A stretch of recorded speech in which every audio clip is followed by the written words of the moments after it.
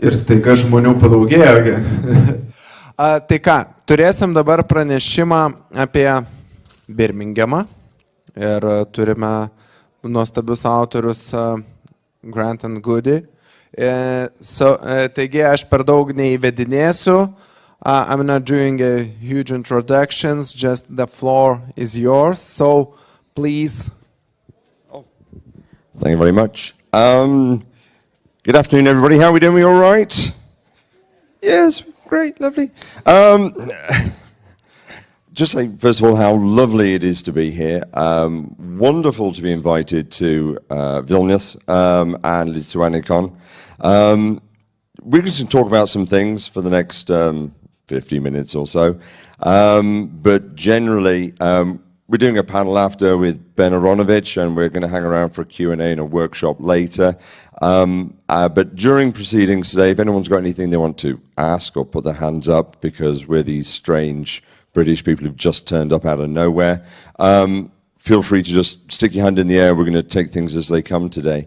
The title we've got for today for our little chit-chat, Hidden Spaces and Hidden Creatures. But we'll see where we go. We'll see what happens. I suppose we need to talk about who we are, because we were very surprised that anybody in Lithuania had heard of us at all. And in fact, you're probably there right now going, who are those people? Why are they here? So we'll talk about ourselves just for a little bit, and then we'll get on to what we're going to discuss, and then let's see where we go. Heidi, do you want to tell them about us? I'm Heide Goody, that's me. We've written together, Iain and I have written novels together for over 10 years now. We independently publish our novels, so if anybody is interested to talk about that stuff we love, we can talk about that for a long time. But yeah, we've written together, these are some of our novels, and these are relevant because they are urban fantasy novels about a city, Birmingham. You're going to hear more about Birmingham. But we've written a lot of different novels in different genres, so yeah, you may be interested to talk some more about that. We particularly favour comedy. We found that our writing style, our joint writing style, suits comedy, so that's a motif, very much like Ben was talking about. We get a lot of fun from our writing, so we'll be talking a little bit about where that comes from. But that's us in a nutshell. Yeah, we've been writing as a partnership for about 10 plus years. Our first novel, the one that kind of got us out there, was one in which Satan, the devil, loses his job and has to move to Birmingham in England.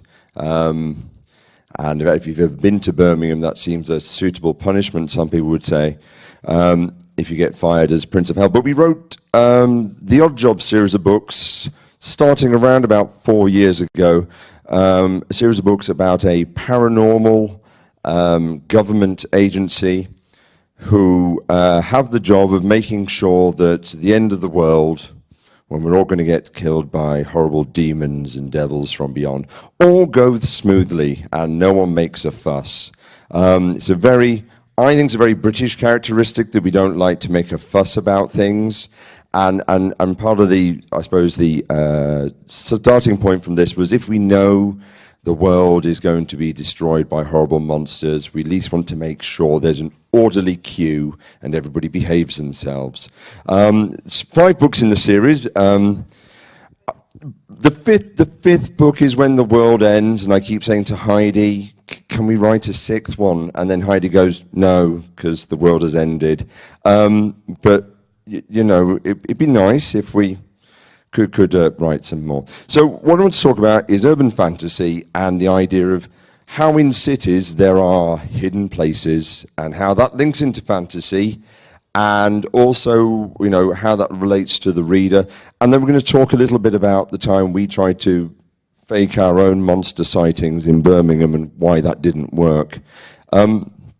So first of all, he says, haha, we're not from the Birmingham Advertising Tourist Board, but I thought I'd mention Birmingham because, you know, it's not necessarily a very well-known city. It is the second largest city in the UK. Very industrial city, center of like the Industrial Revolution and the Enlightenment. It's a very wonderful green city full of canals, yet if you ask anybody in Britain what is Birmingham like, they'll often say it's dirty and the people are stupid. And when you say that to people from Birmingham, they tend to nod. Yeah, we are. We're really stupid. The Birmingham accent does not sound wonderful. We don't have it, either of us. We've had it beaten out of us as children, so we sound like ordinary people. So we decided we were going to set a series of books in Birmingham. For those of you who were here earlier with Ben Aronovich and his talk about the Peter Grant books, the Rivers of London books, which are set in London. London gets a good look in when it comes to stories generally, fantasy, horror, whatever it might be. It's like, you know, if you believe what Hollywood tells you, the only cities on Earth are London, New York, and Paris, and that's it. Maybe Tokyo. There are no other cities. So we wanted to set something somewhere else. And I want to just talk a little bit about places in Birmingham that allow us to do fantasy, because there's a very important thing we believe about fantasy. By the way, I really must point out here, I do not do all the talking. Heidi's going to do some talking in a bit. Okay, it's not just I teach sometimes, so you're not going to teacher mode, and yeah, no, it's trust me, Heidi will use words later and everything. When Ben was here earlier on,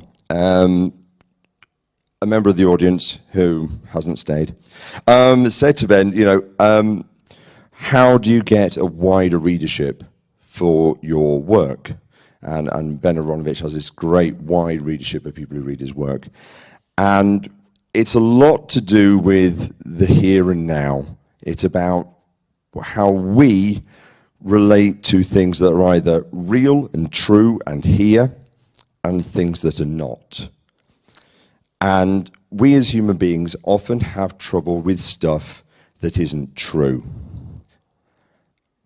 I was watching the new Lord of the Rings television show the other day, and my wife, who loves me dearly, just came in and she said, it's just people with pointy ears running around, as though, therefore, it wasn't real, it wasn't worth investing in, it wasn't dramatic, it wasn't interesting. And that we often struggle with things that are not connected to the here and now. So, for instance, we do a lot of work in writing comedy. We're very lucky that for some reason people find our work funny. But comedy has an issue in that comedy can alienate people. I don't know if you want to come in on that one, Heidi. It's true. We stretch things when we make comedy. By its very nature, we're taking things into the world of the absurd, and if you take it too far, you lose people. It's this business of being grounded, and I think that's what we're really talking about here. There's a very human need to read things that you can relate to. Yeah, and I think, you know, we you know, when you're watching comedy and you're enjoying it, we all have a threshold. Or reading comedy, that we have a threshold. We can tolerate certain things. Oh, that's silly. That's funny. That's silly. Oh no, that's too much. It's just too daft now. And we have problems with things that go too far. And the same goes with fantasy and science fiction. That actually we all have a tolerance for a certain level of fantasy. And that we kind of go, okay, magic exists, yeah, I'm fine with that, or spaceships can travel to other planets, that's fine, I'm okay with that. But then there'll come an element where you kind of go, well, that's just nonsensical. That just doesn't make any sense to me. I'm not happy with it, I'm not happy at all. So for instance, as a child, things like The Wizard of Oz, I would, as a child, I must have been a very boring child, because I'd be kind of thinking, where do the Munchkins get their shopping from? Or, you know, what's the basic, you know, unit for currency here? The fantastical elements of that world were too silly for me, and they went too far. And so whether it's fantasy, or whether it's science fiction, or whether it's comedy or something else, when it comes to fiction, the further you move away from what's here, what's now, what's real, the more we disbelieve. And actually, when that comment was said in the previous discussion when Ben was here about, why it is that some things are only read by a small, narrow section of population, the hardcore fans, it's because their tolerance for what we can accept before we disbelieve things is that bit broader. So, wanted to talk about reason why, therefore, that fantasy in the urban space within the city works really well.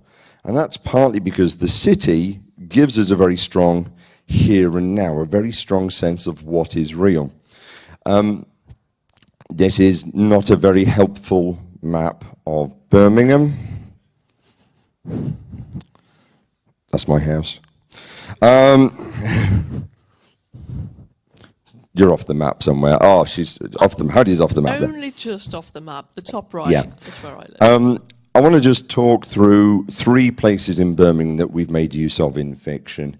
I don't expect you to know them or to be familiar with them, but just talk about why they've been useful for us.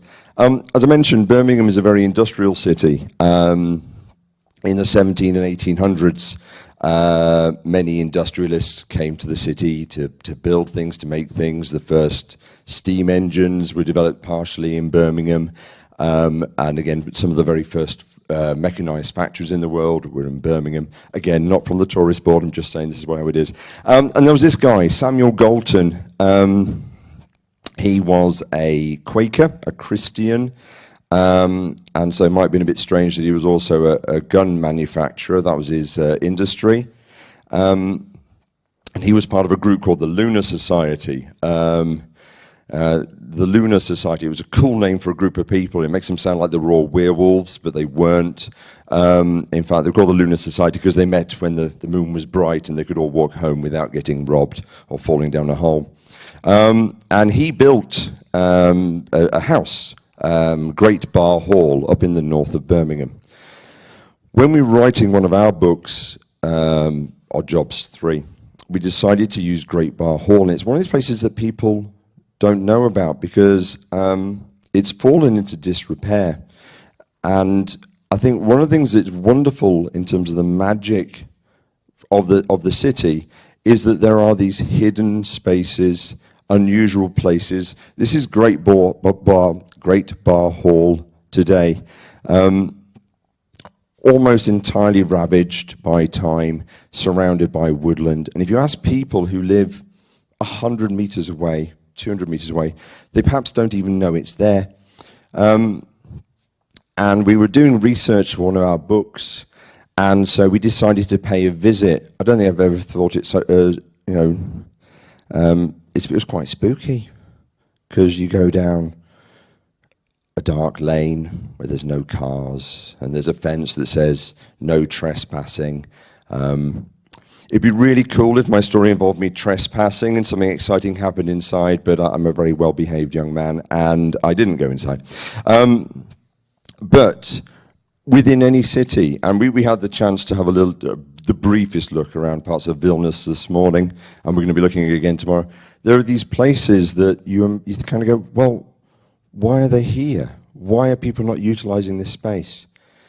And it's within these hidden spaces that we have room for disbelief. We have room to step away from the here and now, and we can imagine that magical things can occur there.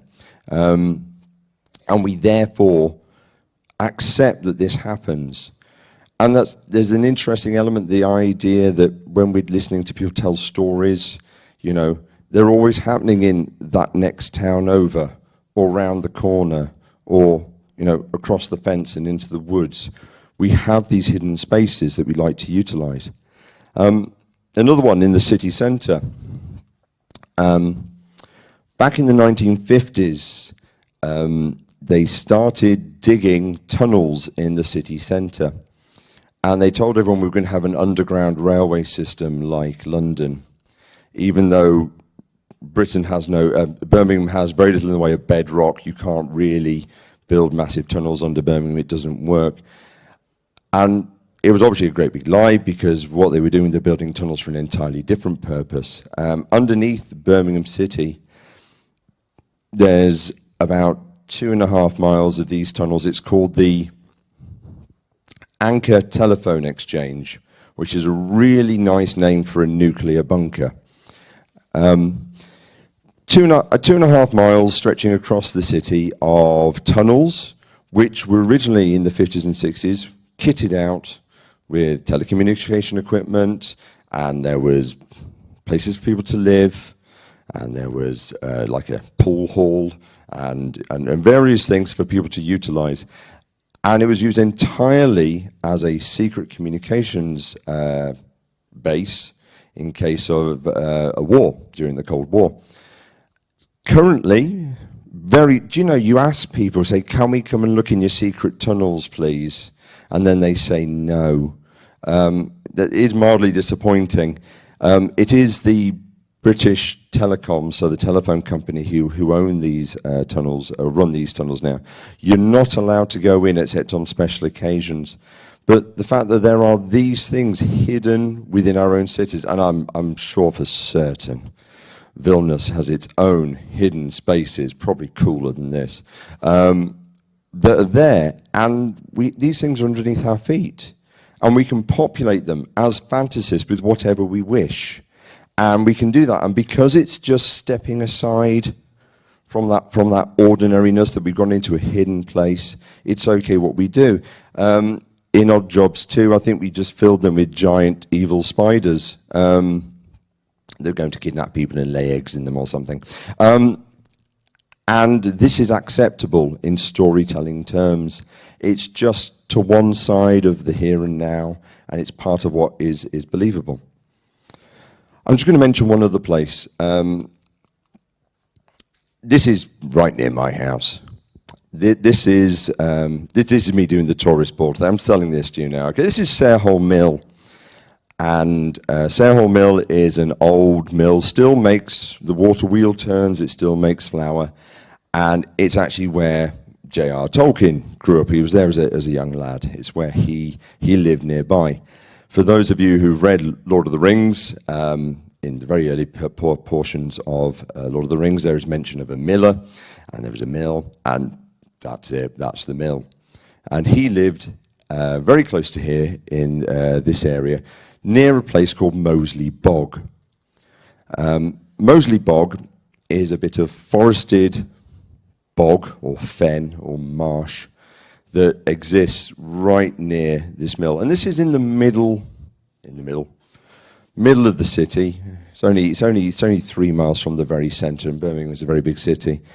That there is this landscape that is wild, that hasn't been turned into farm. It doesn't normally come with wizards. There aren't normally wizards wandering around the bog or anything. But that is actually untouched natural landscape that people can explore. And again, in all urban environments, there are these spaces that we can go to, that we can explore, which don't fit normally on the map. They're not part of the regular, and whether it's a tunnel or a hidden building, or whether it's a natural space, there are these things that allow us to step aside from the here and now. And we wanted to incorporate this very much in our work. We probably should talk about when we tried to do something similar ourselves, Heidi. I don't know if you want a marvellous clicker here. Oh, let's take the clicker, thank you. Watch me go backwards and forwards the wrong way, first of all. Yes, this is the correct way. So going back to the earlier question of how we derive fun from our writing process, I'm just going to touch on that for a second, because we work in partnership, and over the years we've learned quite a lot about where we both find the enjoyment in our process. And we both enjoy the things that Ben mentioned, the satisfaction of creating a work of fiction, and it's really marvellous to be able to discuss it with another person. But there are some things where we derive particular satisfaction. Iain loves the careful plotting, the intricate nuances of this has to be here for this to happen, and he makes a thing that's like a Swiss watch. Will make Iain happy. The thing that makes me happy is being mildly outrageous, and sometimes that's within the work itself. But another thing, and this came up earlier too, is in getting. You write a thing, you want people to read it, and it's how you get people to read it, how you get people to pay attention to what you're doing, and I really enjoy that. I really enjoy some of it, because if you say marketing, some marketing is boring. You know, you have to look at statistics and numbers and blah, blah, blah, like Ben mentioned his PowerPoint, statistics and dull things like that. The stuff that I really like is when sometimes we have an idea, oh, I know how we can make people look at our thing. We can do something like what I'm going to talk about here. Because we'd written some books about tentacled horrors living in Birmingham. And so I honestly can't remember which one of us came up with the idea. It was not me. Okay, it was me. It's like, oh, hey, why don't we make our own tentacle horror and, pretend there's real monsters in Birmingham? We could do that. And sometimes I have to convince Iain by saying, we've kind of got a bit of a saying. It's like, will this sell books, yes or no? Will this be fun, yes or no? And ideally, we want a yes to both of those questions. But sometimes, if it will be fun, we'll just do it anyway. And this possibly comes into that category. So, are we doing the clicker right? Yeah, I think so. This is what I started with. So I love to make things. It's one of the. It's a little bit like the satisfaction of crafting a novel. It's like the satisfaction, as Ben said, of making a table if you're a carpenter. I'm not a carpenter, but I like to make things. So here we have my slightly messy dining table with the makings of a tentacle. These grey things, I don't know if anybody's a plumber in here, but they're what plumbers put on pipes to insulate them from the cold. And it's really good stuff. You can cut it with a bread knife. It comes with a slit down the middle, and it's hollow in the centre, so you can put things down the middle, all sorts of possibilities. You can imagine them. Here's the bread knife, here's the scissors, here's the duct tape. We've got all of the, and lots of nasty old bubble wrap, because, bubble wrap's a great padding material. Can you see what's going on here? Can you see what I'm doing? Oh, I've got some more stuff, because I've decided if I'm going to make a tentacle, obviously I want to be able to use this tentacle. What do I need to be able to do with it? Because by this time, I've already planned what we're going to do. I've said, Iain, will you meet me in central Birmingham at 6 o'clock in the morning when nobody's there and we can mess about in the canal? You ask me those things a lot, don't you? Yep, It's just a phone call. Iain, come now, bring a spade. And it's like, what? I'm going to be in trouble one day for certain. Yeah, but you did. It was 6 o'clock Sunday morning. We wanted to be quiet. People will inevitably turn up because it's the middle of a city, but it's like we want to be unobserved for as long as possible, because what we don't want is somebody to stop us doing what we're doing. It's worth pointing out here, we've been co-writing books. We write books together, which we love doing. We've been very lucky to do together. But we both have spouses of our own. So you have husband Simon, who's there. Give us a wave, Simon.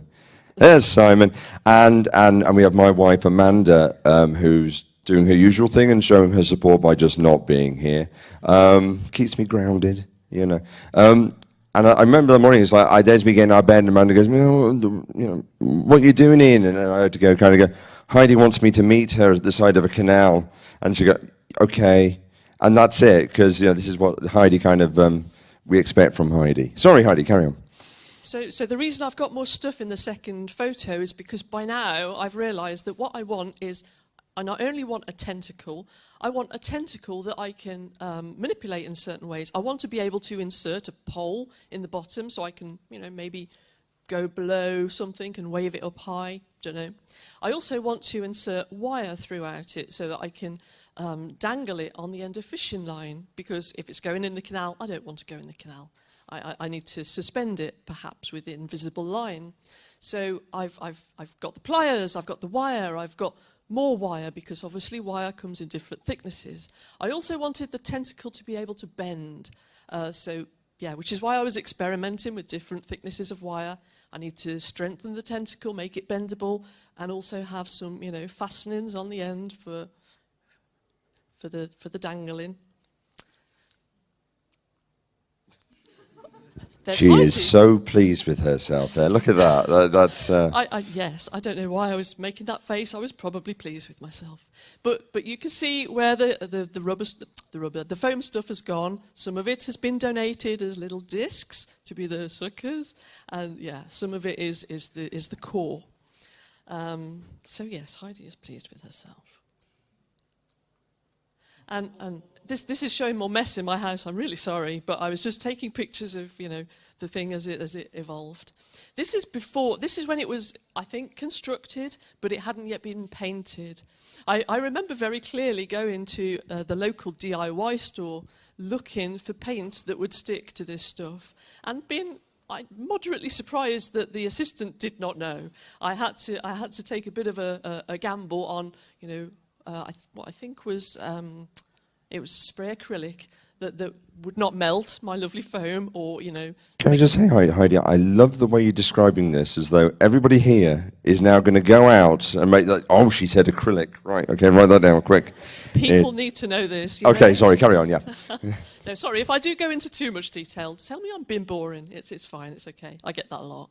But so I'm not sure if I've got a picture in my house of once it had been spray painted, but I got green and I got brown because I thought, it needs to be sludgy canal colours. So I made it sort of, sludgy canal colours with green and brown.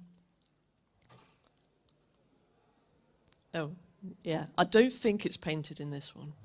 That's just to show you the scale, because it's next to a door here. Yeah. So it's roughly 6 feet tall. So that's the construction. And then we met at the canal, and so the next few pictures are just to show you how it's like the making of. So this is Heidi with some fishing line. Oh, by the way, I should say that this particular stretch of canal is quite beautiful in a sort of urban way. It's got lots of this marvellous graffiti, lots of cool features. And we just had a ball, didn't we, taking pictures? We did. But this thing here is a lock, and I think what you are seeing here is Heidi, getting to grips with suspending the tentacle off fishing wire, which is it's invisible, which is why you can't see it. And look, we're having a go in a relatively safe bit of canal. We're like, oh, okay, I haven't dropped it in yet. So we're just. By the way, the thing in the background there, that's a beautiful building. It's just the banana warehouse. In this particular stretch of canal, the banana boats used to come up and they would unload them under that canopy. It's just a beautiful derelict bit of canal. I love it. So yes, we've tested it in the safe bit of canal. Now we'll go to some of the. There's Iain.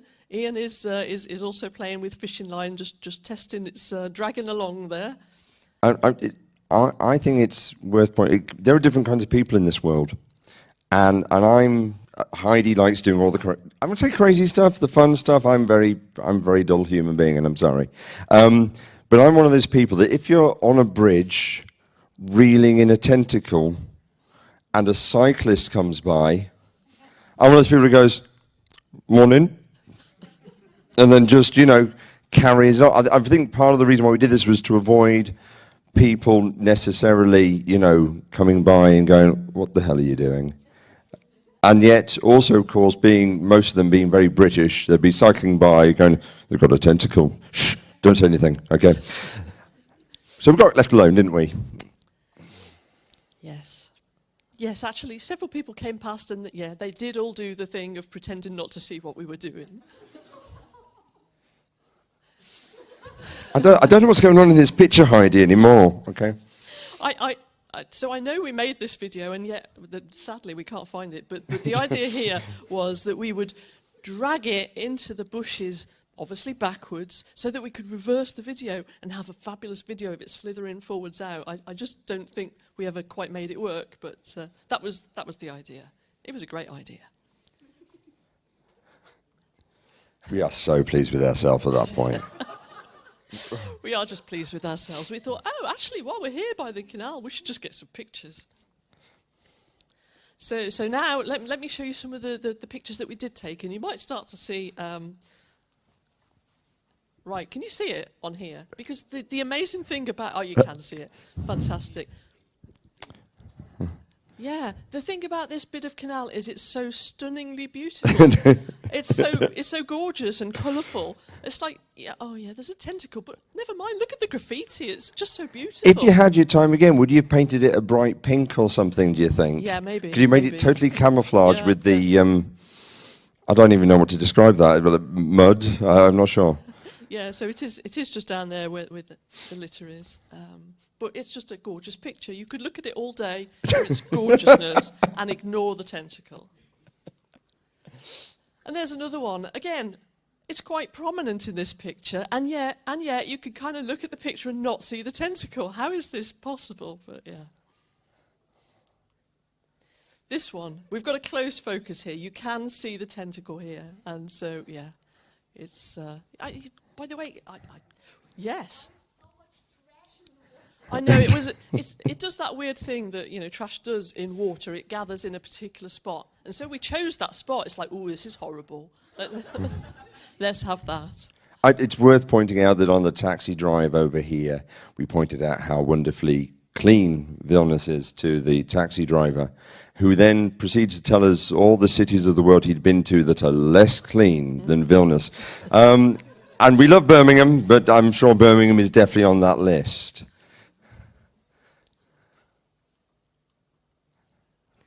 So we put it up a really grubby bit here. It's like, look, it must stand out here. It does stand out here because it's properly sludgy and disgusting up that corner. And actually, I think it kind of works here. A tentacle. If you were a creature of the deep, you would live up that corner with a straight tentacle arm. Yeah. Again, I think the flexibility perhaps wanted to be tested a little bit more there. So. I mean, wow. I mean, this is going to have scientists mystified for decades. This is... Sorry, your question, yeah.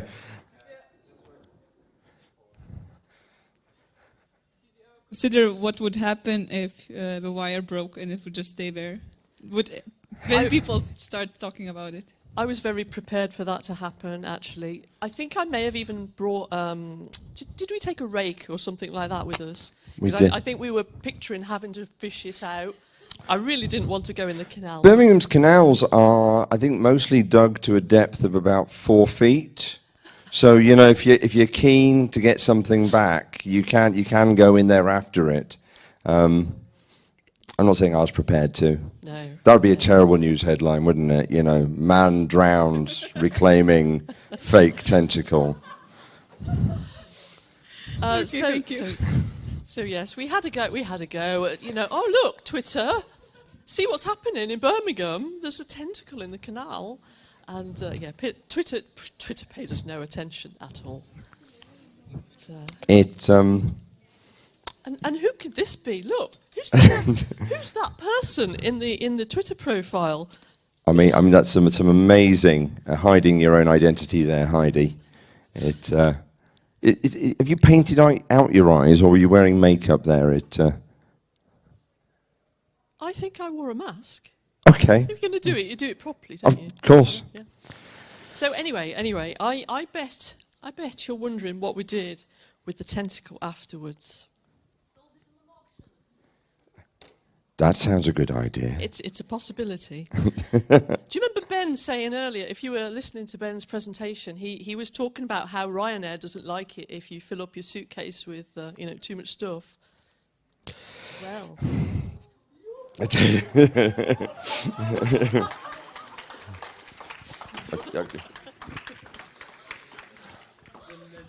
The looks in the airport.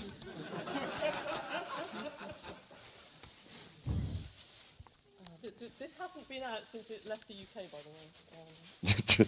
Make it sound like a grand unveiling of... And it's lost a few bits, Oh. I'm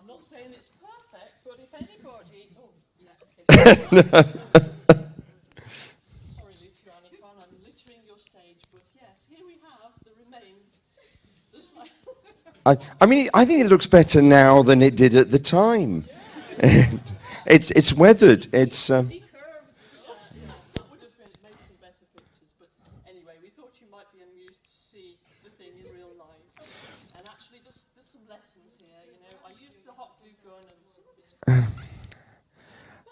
And it's worth mentioning that this is not coming back with us. This really isn't. This is. If anybody wants to extend his life. We had an auction here, so you could have sold. That would have been a really good idea. I think we're just going to put it somewhere, and then if someone steals it, we go, oh no, someone's taken our tentacle. So thanks for inviting us, and you know that this is how we pray. Hello, sir, who I have never met in the audience. I will pay something so we don't have to take that bloody thing back with us. There speaks the husband. Excellent. Apparently, it's a nuisance to have things like this in your shed. Yes, please. Oh, right. First come, first served, sir. Come, round of applause for the man with the tentacle. I do not want to see a headline, tentacle found on Vilnius bus, okay? It's, Yay! Oh, good look. excellent. Should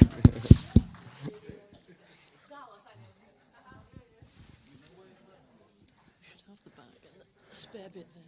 I mean, we started off talking about hidden spaces and Birmingham and things, and obviously we've ended up talking about how we find the fun in writing science fiction and fantasy.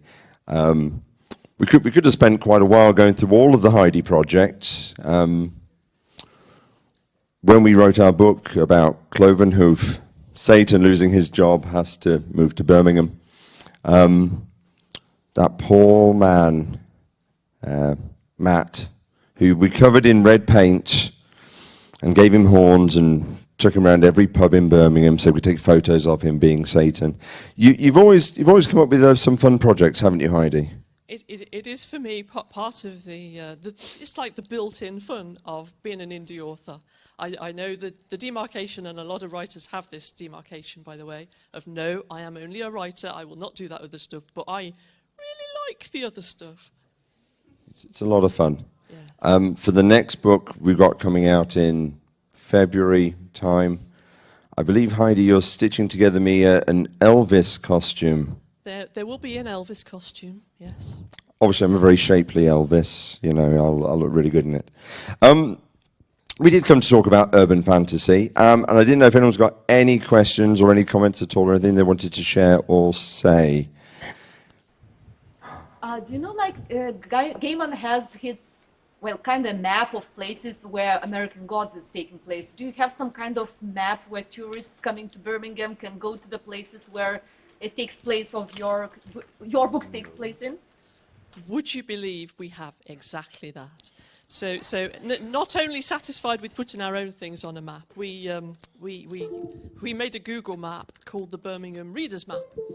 And what we did, because we know other Birmingham writers, because, you know, they're our friends. Oh, hello, where are we going? I don't know why I've got a photo of the inside of a pushchair shop. Let's try a different picture. Just move on. Anyway, the answer is yes. There's the Birmingham Readers Map, and we got all of the people, all of the books, and some poems and plays, actually, that we knew were located in Birmingham, and we put them on the Google map. So you can see, you know, if you go to a place in Birmingham, you know, what happened here in a book or a play or maybe a poem. So yes, that exists as a thing. Is Iain going there? I was going to try and find it. You know, we'll see. I don't know if there's anything that We've got a link on our website if you can go to the internet. But unfortunately, I haven't got internet here right now. Okay.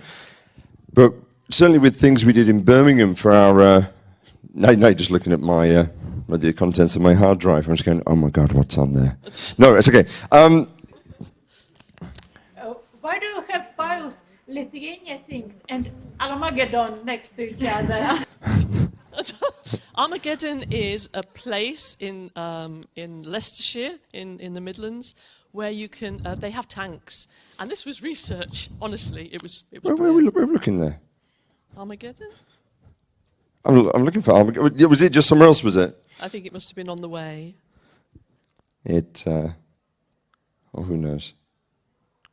Who knows? Yeah, no. I mean, we'll come back to Armageddon. But with Birmingham, we did very much draw a map of all the interesting things that that we wanted to include in our stories about Birmingham. And I think in any city there are these tiny little stories, these interesting things, these little places with the most ridiculous stories behind it. So, for example, for Oddjobs 3, the third book in the series, You Only Live Once, we had a murder take place in an area of Birmingham called Hall Green. And I know that the area there, and there was a cafe there called The Hungry Hobbit.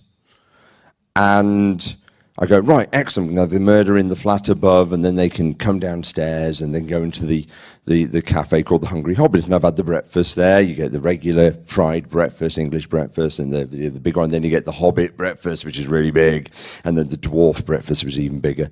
And we're doing research on that, and then we noticed that actually outside The Hungry Hobbit, the title of the cafe had been changed. It's now The Hungry Hob, H-O-B-B. And kind of did a bit of research into that. Turns out that the estate of J.R.R. Tolkien is slightly litigious and would like to take you to court. So if you name your cafe after a hobbit, then, you know, a legal team will come out and see you. And so instead of actually totally rebranding their cafe, they just took the I and the T off the Hobbit. And when no one's looking, they put it back again. And they just do that. And it's a tiny little story that we kind of go, oh, that's kind of cool. We're going to put that in our book. We like that. Or there are various buildings with, again, tunnels underneath them, little rumors and myths associated with certain places. And I think any town or city has those. And so we've collected all of those together to the extent that when we wrote our books, at the back of every book, we'd have a big long list of, yes, this is true. No, this isn't true. Yes, this is true. Because the things became unbelievable. Actually, this is a slight divergence. The one time this was a real problem was when we wrote a book about Donald Trump. Clovenhoof and the Trump of Doom, involving Satan and Donald Trump.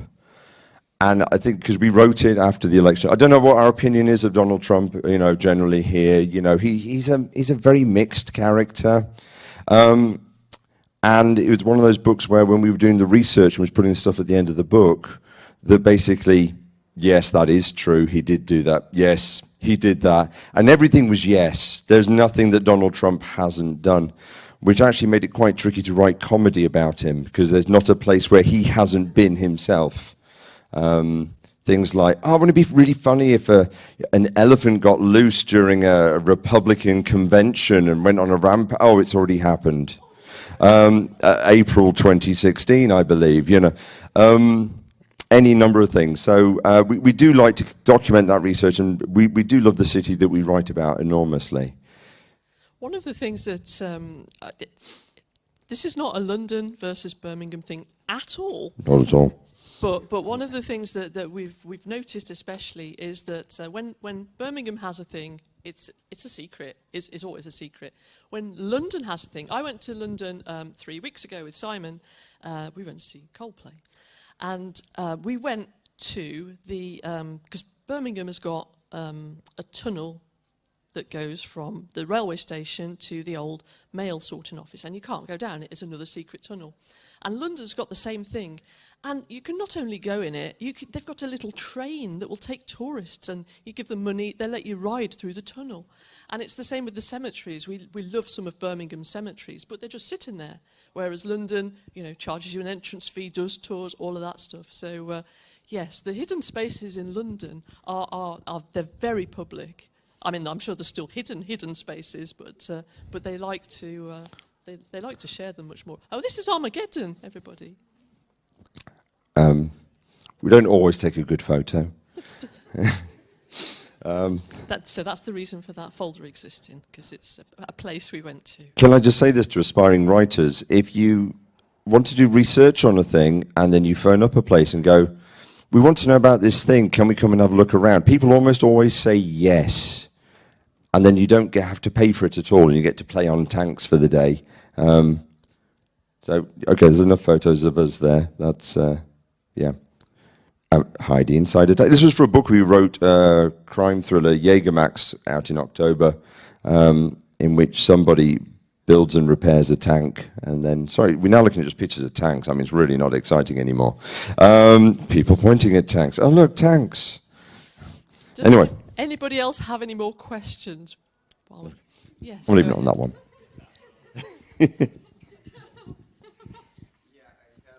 Mike, so I have a monopoly in questions, you know. But you talk a lot about research.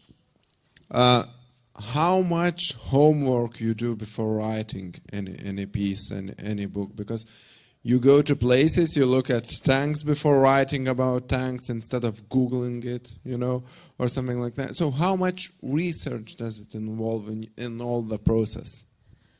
Sometimes we just run up against a thing, and a tank is one of those things where we realise we don't actually know very much, not as much as we want to put on the page. So Google got us a long way, actually, because there's some wonderful YouTube videos of tank enthusiasts rebuilding tanks, driving tanks.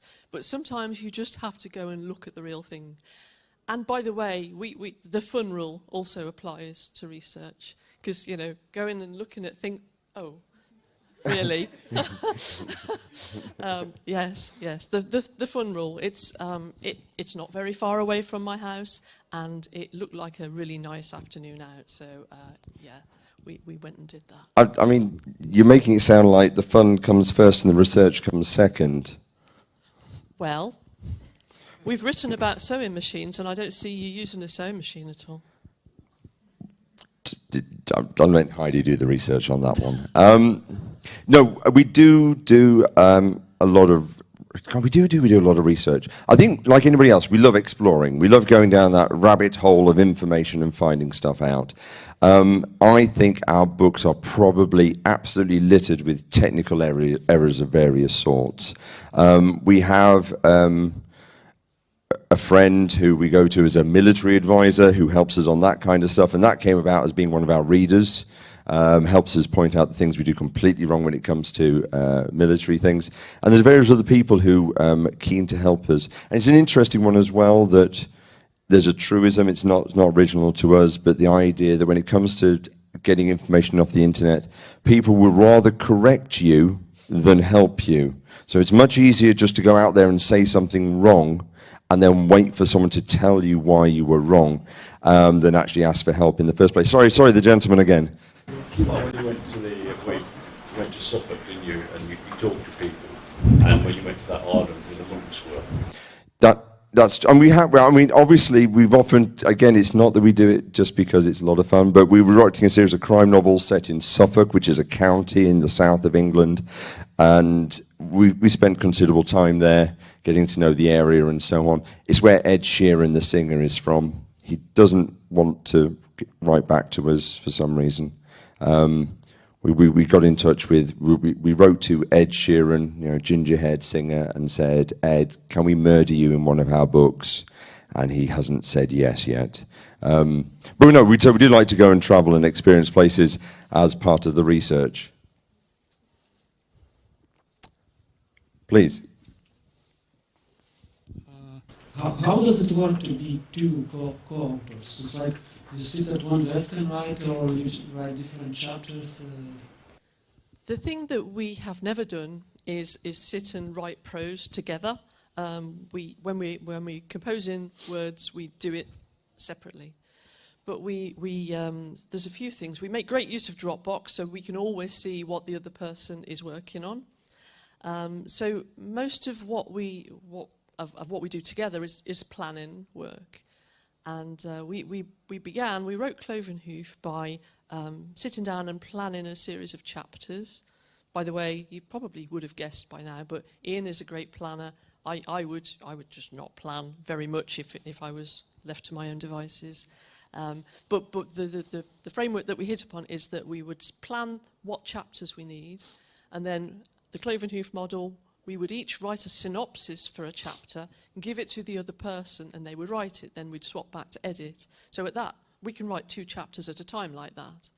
We've refined that over the years because we've come to realise the things that we both like writing and the things that we're good at writing. So we split it up based on the type of scene it is sometimes, or perhaps the point of view character that we're writing. But yeah, we split the writing and then stitch it together. Iain is the greatest stitcher in the world, and make a coherent book, hopefully. Pass it to an editor. I think, if just talking briefly about writing partnerships, the one thing that we have that has helped us, 'cause we've been, again, writing 11 plus years now, I think, is that we've got a very similar work ethic. We have the same desires, same goals. We want to do things in the same way and at the same speed. And pretty much throughout that entire period as well, we each have thought that the other person is doing more of the work than we are, and that's very, very helpful. So I think Heide does everything. Heide deludes herself that I do everything, and that way we both feel kind of happy about it. That works really well. How are we doing for time? Silly question. Can you mimic Birmingham accent? I cannot. I have a very mild Birmingham accent, so if I work at it a little bit, I can't go the full Ozzy Osbourne, but you can probably hear that my voice is different to Iain's. We have those longer vowels, and the sort of, yeah, it is a... My daughter, who spent her entire life living in Birmingham, has picked up a bit of a Birmingham accent. And I think one of the key elements is the inability to pronounce the vowel sound I. It becomes oi. So, boy and the number after 8 is 9. And oim toyed is definitely, you know, and unfortunately it's one of those accents, again, Birmingham, Liverpool, Bristol, they sort of sound like, you know, you're not very clever, unfortunately. You can be the most articulate person from those areas, and they are beautiful accents, but they seem to give off this kind of sense of your... Ozzy Osbourne, if you know Ozzy Osbourne out of Black Sabbath, if you imagine that voice and just take away the years of drug abuse and alcohol, that's the Birmingham accent. And Birmingham is a wonderful cultural city, but doesn't shout about itself enough. And I think you know, we can all get behind that places do need to promote themselves culturally. So if anybody's ever heard Jeff Lynne of ELO, if you've ever heard him speak, he's got what I would call a really typical Birmingham accent. It's not the extreme black country accent that is the oi thing that Iain speaks of. Jeff Lynne. Go on, Simon. Jasper Carrot, I don't think will be very well known here. Okay, yeah. That's true. We're very much close to being out of time. Has anyone got any other questions or things they'd like to... Hello, sir.